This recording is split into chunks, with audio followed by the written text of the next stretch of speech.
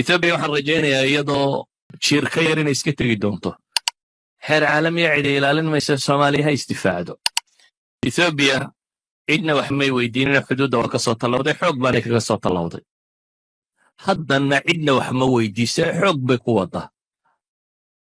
inta aanay qoriga ku wadinna qalinkay ku amartaa dunidu invasionka ama duulimaadkaasi Ethiopia ay samaysay qaarna waa ku taageereen qaarna waa aamuseen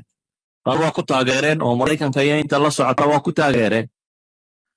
qaarna waa aamuseen oo silenska United Nationska dhexdiisa aamusku aamusan yahay ama OAU aamusan OAU United Nationskuna waxay leeyihiin UNISOM ama OAS ciidamo kale hal la geeyo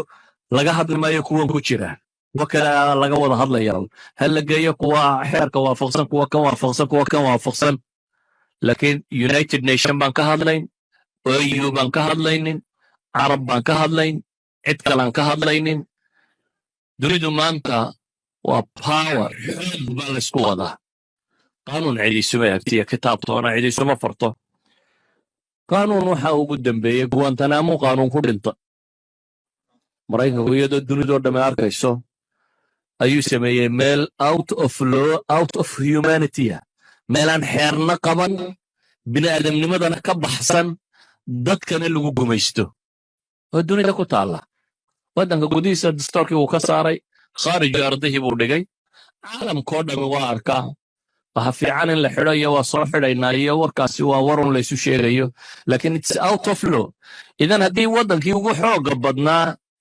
ee dunida u sheegay inuu dimuqraadiyad iyo xorriyad iyo wax raadacaynayo hadduu isagu sidan yeelayo geela duqdiisu durdurisay bay Soomaalidu yidhaahdaan qarankiisana maxaad moodaa yani kii ugu xooga badnaa ee isagu dimuqraadiyad iyo xorriyadda sheegaya hadduu sidan yahay sina xooggaas iyo qasabkaas ku wadaya su'aasha markaa maanta taagan ee odhanaysa xeerka caalamiga xeer caalamiga cid ilaalin maysa Soomaaliya ha istifaacdo qofna qasab laguma haysan karo ciday doonta ha noqoto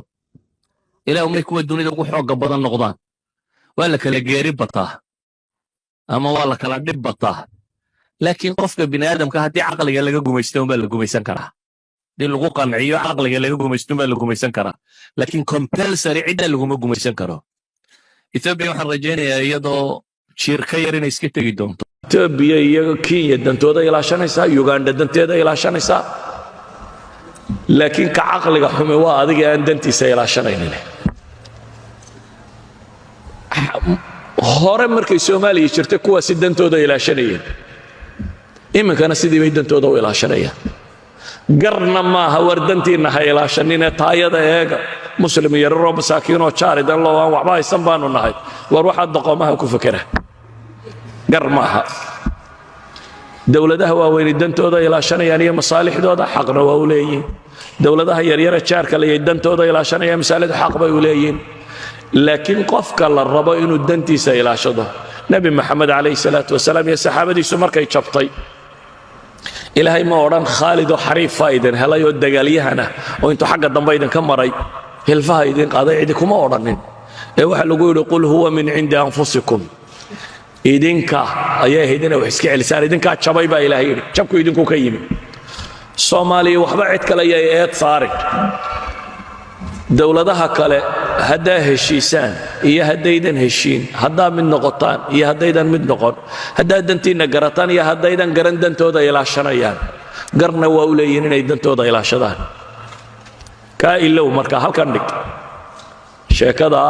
qolo heblaaya timi qolo heblaaya na dhacday iyo qolo heblaaya wax boobtay iyo Ethiopia nin waliba tagaayo waxa dhaaf waxa weeyaan mushkiladeena saynu xalilaa hadaynu Soomaalina mushkiladda markaan ka waramayana Soomaaliya qura hawsi kicin kuwiina Yurub joogan la hadlaya masaajid baa isku wada haysataan jaaliyada yaryar oo naf lahayn ma nin waliba jaaliyad ba shandad ugu jirta isku haysataan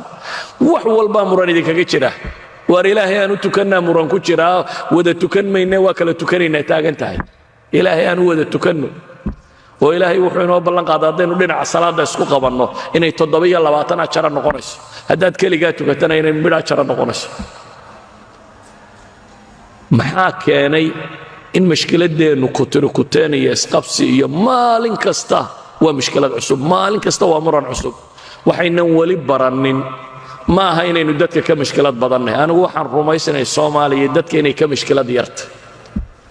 waayo waa dad isku afa isku diina isku madhaba isku aqeeda isku dhaqana isku afa isku taariikha wax walba wadaaga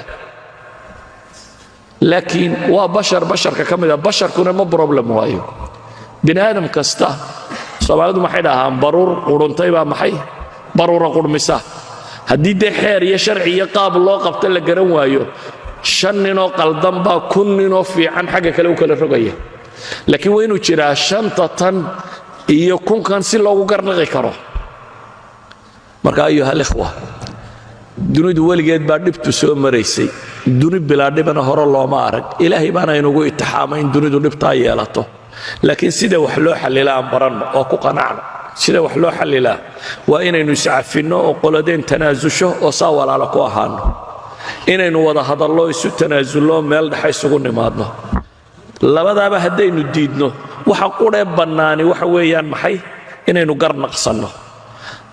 waxa qudhe bannaani waa ka ama inaynu kala tagnaa sharciga kuma bannaana inaynu soo calaysanaana sharciga kuma bannaana waxa xalka ka dhigteen oo dhami shariicada ilaahay kuma bannaana shariicada ilaahay waxa ku bannaan imma afis imma islaax labada haddaad weydo at-tahakum wal hukm qaanuunina ka aqaano laakiin waxa jira waagan dambe gaar ahaan intay dunida uu ka taliyay kaliya imbaraatoriyada Mareykanku oo aan odhan karo wax badan casriga kan waxa la fudaydiyay in qawaaniinta laga tallaabsado iyo wixii bini aadamku u dejistay oo United Nationska articleska uu qoran ee sheegaya sovereignty ama wadan waliba inuu xorrimo leeyahay siyaadadiisana inuu ka taliyo inta dunidu ay u ictiraafsan tahay ee u xeeran cid kalena aanay farigelin ku samaynaynin the United Nationska ama dunida dalalkii ugu xooga badnaaba jabiyay oo ka tallaabay kuwa yaryarina inay iskaga daydaan marka wax weyn maaha Mareykan baa ka tallaabay Ciraaq iskaga duulay wax u banaynayaana ma jiraan in kuwa yaryarina ku daydaan Ethiopia waa dawlad mustacmara waa dawlad ka qayb gashay isticmaalkii Afrika la gumaysanayay 1884 Berlin shirkii lagu qabanayay waa dawladda qura ka soo qayb gashay ee Afrikaanka ahayd ee ka qayb qaadatay inay wax gumaysato gumaysi hore Soomaali qayb ka mid ah ugu qaadatay oo Ingiriis iyo intii la socotay ay siiyeen maantana inta hadhay xuduudda ka talawdo haddaanu jirin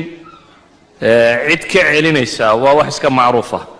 bale ciddii la filayay inay maanta dee dunida ugu tagto roon tahay oo ay ahayd inay xeerka ilaaliso ama qaanuunka dawliga ilaaliso waa dawladda maanta basharka ugu xooga badan leh ee dawladda Mareykanka iyadaaba ku caawisay inay baaqiga u garaacdo oo xoololey iyo dumar iyo caruur iyo kuwan inay B52 yana ku garaacdo iyadaaba ku caawisay qirsanna inay caawisay oo aan ahayn marmarsiinyaha terrorist baa meel galay kolba habar meel maraysa inta la dilay in la yiraahdo terrorist baa meel galay waa marmarsiinyaha waxba ka jirin laakiin waxa muuqata Ethiopia cidna wax may weydiinin xuduudda waa ka soo talawday xoog baanay kaga soo talawday haddana cidna wax ma weydiisay xoog bay ku wadaa inta aanay qoriga ku wadina qalinkay ku amartaa